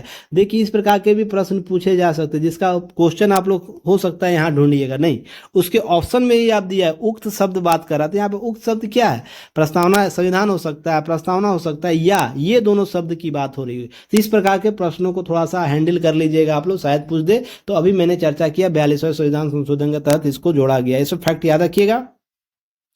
अब यह 24वां नंबर प्रश्न है कि निम्नलिखित दिए गए कथनों पर विचार करना। कथन ए, कथन आर है। तो भारतीय संविधान अर्थ संघात्मक है। भारतीय संविधान न तो संघात्मक है, न ही एकात्मक है। ए आर दोनों सही है। आर ए का सही व्याख्या करता है, और यहाँ पर ऑप्शन बी है, ए आर दोनों सही है, परंतु आर ए की सही व्याख्या नहीं करता है। ए सही है परंतु आर गलत है, ए गलत है परंतु आर सही है। इसका सही उत्तर क्या होगा? ऑप्शन ए हो जाएगा, क्योंकि अर्थ संघात्मक है तो इसका अर्थ सीधा सा होगा, न तो संघात्मक है न ही एकात्मक है, और दोनों व्यवस्था बना कर रखी हुई है। इसलिए ऑप्शन ए सही हो जाएगा, क्योंकि आर दोनों सही है और आर ए की सही व्याख्या करता है। अब यह ध्यान रखिएगा कि जब हम बात करते हैं अर्थ संघात्मक का जो बात करेंगे, तो इसका अर्थ है संघात्मक और एकात्मक दोनों प्रणालियों के लक्षणों को मौजूद करना। अब भारतीय संघात्मक व्यवस्था में शक्ति केंद्र के अधीन होती है, राज्यों के बीच विभाजित होती है संघात्मक व्यवस्था में, जबकि एकात्मक व्यवस्था में अधिकांश शक्तियां क्या होती है? केंद्र के पास होती है। ध्यान रखिएगा, जो भी शक्तियां का बंटवारा तो समान संतुलन के आधार पर, हालांकि विशेष तौर पर केंद्र मजबूत होता है, पर उसकी प्रकृति ऐसी नहीं होती वो शक्ति राज्यों का दोहन कर ले। अब ध्यान रखिए, भारत में स्पष्ट विभाजन किया गया 7वीं अनुसूची के तहत, जहां पात का राज्यों में राष्ट्रपति शासन, अखिल भारतीय सेवाओं जैसे मामलों केंद्र सरकार अधिक शक्तिशाली हो जाती है, एकात्मक की ओर इशारा करता। हालांकि हमारा नेचर ऐसा, हमारा संवैधानिक प्रक्रिया ऐसी है कि हम समानांतर रूप से क्या करते हैं? अर्थ संघात्मक व्यवस्था, सहकारी संघवाद की बात करते हैं, जो कोऑपरेटिव फेडरलिज्म की बात करते हैं। इस तरीके से कॉन्सेप्ट को याद रखिएगा। 25वां नंबर प्रश्न है, राष्ट्रपति राज्यों के राज्यपालों, राज्य सर्वोच्च न्यायालय तथा उच्च न्यायालयों के न्यायाधीशों, संसद, राज्य विधानमंडलों के अधिकारियों, भारत के नियंत्रक, महालेखा परीक्षक आदि के वेतन संबंधी प्रावधान संविधान के किस अनुसूची में शामिल है? देखिए, इस प्रकार का लंबा चौड़ा प्रश्न दे देगा। छोटा सा अंतर यहाँ प्रश्न है कि वेतन संबंधी प्रावधान संविधान के किस अनुसूची में, प्रथम में, द्वितीय में, तृतीय में, चतुर्थ में। तो जितने भी संवैधानिक पदों की वेतन संबंधी प्रावधान कहाँ किया जाता है? 2वीं अनुसूची में किया जाता है। तो ये सब फैक्ट याद रखिएगा। नहीं तो लंबा प्रश्न देकर हड़बड़ाइएगा नहीं, गड़बड़ाइएगा नहीं आप लोग। अगर हम बात करें दूसरी अनुसूची में, बात करता है यह अनुसूची उन पदों पर आसीन व्यक्तियों को प्राप्त होने वाले वित्तीय लाभों का विवरण देता है। हम जो भारतीय मूलतः 1949 में 8 अनुसूची, वर्तमान में 12 अनुसूची है। 1951 के पश्चात विभिन्न संशोधनों में 4 अनुसूचियां 9वीं 10वीं 11वीं और 12वीं जोड़ी गई। ये सब फैक्ट याद रखिएगा। अगर इसके अतिरिक्त हम बात करें प्रथम अनुसूची जो अनुच्छेद 1 से लेकर 4 तक का वर्णन करता है, संघ और केंद्र शासित प्रदेश क्षेत्राधिकार की बात करता है। दूसरी अनुसूची अनुच्छेद 59, 65, 75, 97, 125, 148, 158, 164, 864, 221 संबंधित है दूसरी अनुसूची से। तो आपको ध्यान रखिए संवैधानिक पद जितने हैं उनके वेतन और विशेषाधिकार की बात करता है। तृतीय अनुसूची 75, 84, 99, 124, 146, 173, 188, 219 से संबंधित है। तृतीय अनुसूची ध्यान रखिए शपथ और प्रतिज्ञान, शपथ के प्रकार, केंद्रीय मंत्री, सांसद, उच्च न्यायालय और हाई उच्च कोर्ट के उच्च न्यायालय के जो न्यायाधीश हो गए, सीएजी के वेतन शपथ प्रत्यान कैसे होंगे, तृतीय अनुसूची में है जो विभिन्न अनुच्छेदों में स्पष्ट होता है। चौथी अनुसूची ध्यान रखिए अनुच्छेद 4 और 80 से संबंधित है, जहां पर राज्यों के सीटों का आवंटन की बात करता है। पांचवी अनुसूची याद रखिए अनुच्छेद 244, जहां अनुसूचित क्षेत्रों, अनुसूचित जनजातियों के प्रशासन नियंत्रण की बात करता है। छठी अनुसूची 244 और 275, जहां पर असम, मेघालय, त्रिपुरा, मिजोरम राज्यों के जनजातीय क्षेत्रों का प्रावधान, और इसे स्टार श्रेणी में रखिएगा। बार बार यहां से प्रश्न पूछा है, बीपीएससी में ही 4-5 बार पूछ रखा है। वही सातवीं अनुसूची 246 की बात करता है, संघ सूची 98 विषय की बात करता है, राज्य सूची 59 विषय की और समवर्ती सूची 92 विषय की। जो संवैधानिक रूप से अगर हम परिवर्तन की बात करें तो ये 100 संख्या हो गया। ध्यान रखिएगा ये 100 संख्या हो चुका है और उसके बाद बदलाव हुए। अब यहाँ 8वीं अनुसूची की बात करें, ध्यान रखिएगा 344 और 391 संविधान संशोधन मान्यता 22 भाषाओं की बात करता है। और 8वीं अनुसूची को इस बार अच्छे से देख के जाइएगा आप लोग, क्योंकि भाषा को लेकर लगातार विवाद चल रहा है, अलग अलग भाषाओं को लेकर। जैसे न्यू एजुकेशन पॉलिसी आया उसके बाद यह चर्चा का विषय है। तो 8वीं अनुसूची और उससे संबंधित भाषाओं को अच्छे से रट के जाइएगा। 9वीं अनुसूची की बात करते हैं, पहला संविधान संशोधन 1951 में लाया था। अनुच्छेद 31B के तहत कुछ अधिनियम अधिनियमों का सत्यापन की बात करता है, जहाँ 9वीं अनुसूची में डाल दिया जाएगा तो न्यायालय इस पर वाद नहीं कर सकता, बल्कि बाद के दिनों में हालांकि इसमें कुछ संशोधन होते हुए दिखते हैं, याद रखना। 10वीं अनुसूची 52 जो संविधान संशोधन 1985 के तहत जोड़ा गया, अनुच्छेद 102 और 191 दल विरोधी कानून से संबंधित था। वहीं 11वीं अनुसूची 73वां संविधान संशोधन 1992 के तहत आता, अनुच्छेद 243G पंचायतों के शक्ति, अधिकारों और उत्तरदायित्व की बात करता है। 12वीं अनुसूची याद रखिएगा 74वां संविधान संशोधन 1992 के तहत आता है, जिसमें 243W तक की बात होती है, नगर पालिका शक्तियों अधिकारों के उत्तरदायित्व की बात होती है। यहाँ पे एक सीरीज में लिखा हुआ, आप यहाँ से भी कवर कर सकते हैं, देख सकते हैं, समझ सकते हैं। आप कमेंट सेक्शन में जरूर अपने कमेंट को दीजिए, रिव्यू को दीजिए, ताकि और भी हम लोग बेहतर मेहनत कर सके आप लोग के लिए और अच्छे तरीके से हम युक्ति आईएएस को हमारी टीम और भी आगे ले जा पाए। चलिए 26वें नंबर प्रश्न पर आते हैं। बहुत ही महत्वपूर्ण प्रश्न है, इसे अच्छे से याद करके जाना है। भारतीय संविधान के किस एक अनुच्छेद अनुसूची के संबंध 100 शासित जिला परिषदों से है? 8वीं अनुसूची से, दूसरी अनुसूची, 6ठी अनुसूची, 7वीं अनुसूची से। ध्यान रखिए 6ठी अनुसूची से 100 शासित जिला परिषद, असम, मेघालय का नाम सुने, अभी मैंने चर्चा किया था 6 अनुसूची में, तो उसको याद रखना है। असम, मेघालय, त्रिपुरा, मिजोरम 4 राज्य हैं, तो इसको अच्छे से याद करके जाना है।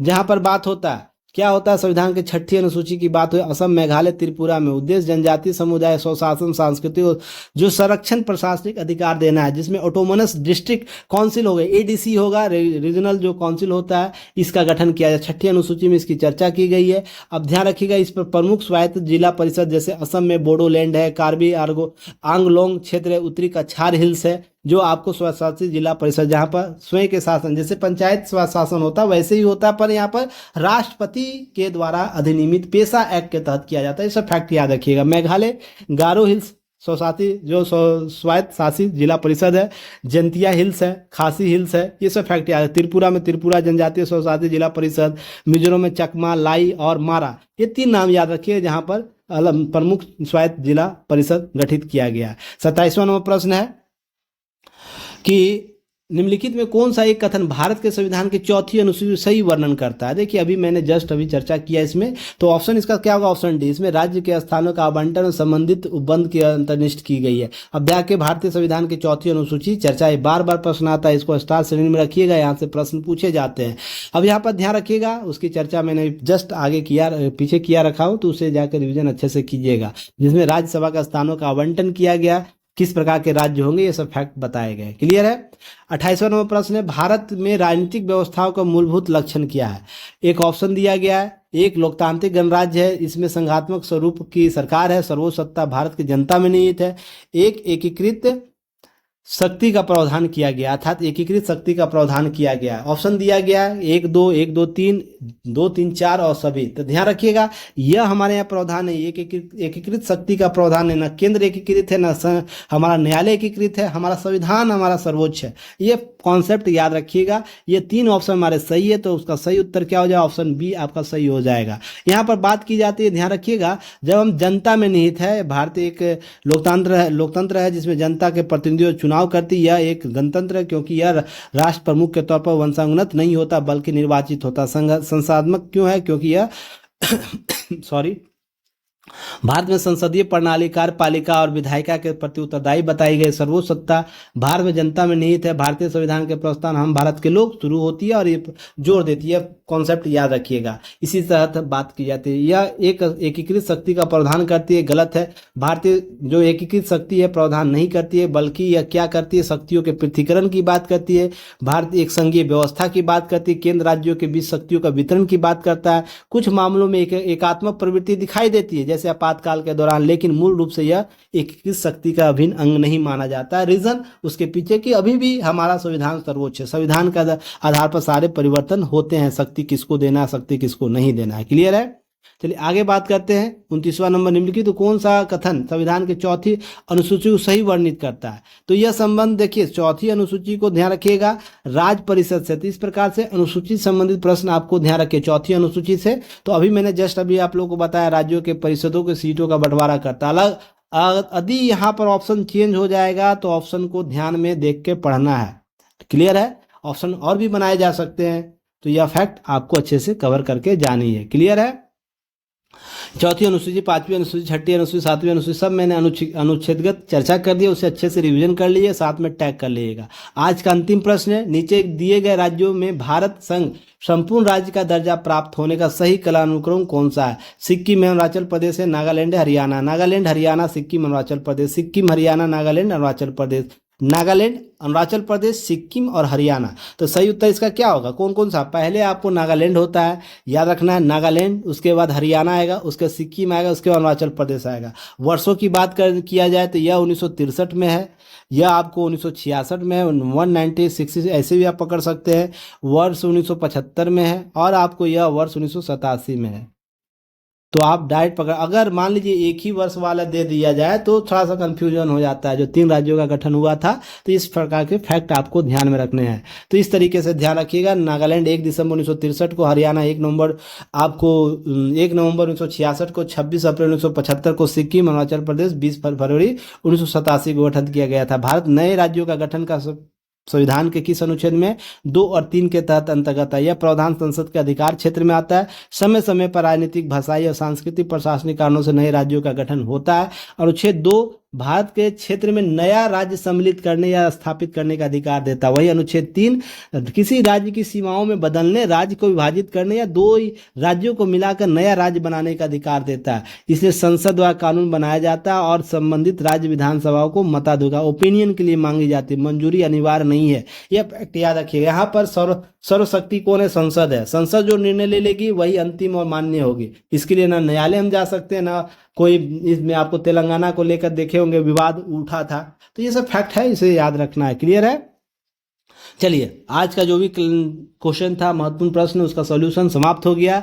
कल जो नेक्स्ट डे का टॉपिक होगा, डे 2 का, आपको जो सूचित कर दिया जाएगा, उसका टॉपिक है राज्य और संघ राज क्षेत्र, नागरिकता, मूल अधिकार, राज्य के नीति निर्देशक तत्व और मूल कर्तव्य। आप इतना को क्या करिएगा, होमवर्क के तौर पर रिवीजन करके आइएगा।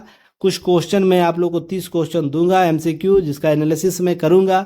तो आप लोग कितना गेन कर पाए, कितना याद कर पाए, कितना रिवीजन कर पाए हैं, ये आप आकलन कर सकते हैं। तो आप लोग इन सारे टॉपिक को अच्छे से कर आइएगा। ऐसे नहीं केवल झोला उठाइएगा चले जाइएगा, चलिए कथा तो चल ही रहा है। तो इस तरीके से नहीं आना, केवल क्या करना है, अपने आप को तैयार करना है अपने एक टारगेट के लिए। तो चलिए, उम्मीद करता हूँ जो भी क्लासेस ली जा रही है, थोड़ी मेरी वचन थोड़ा कड़ी है पर वो आपके हित में ही जाएगी, ध्यान रखिएगा।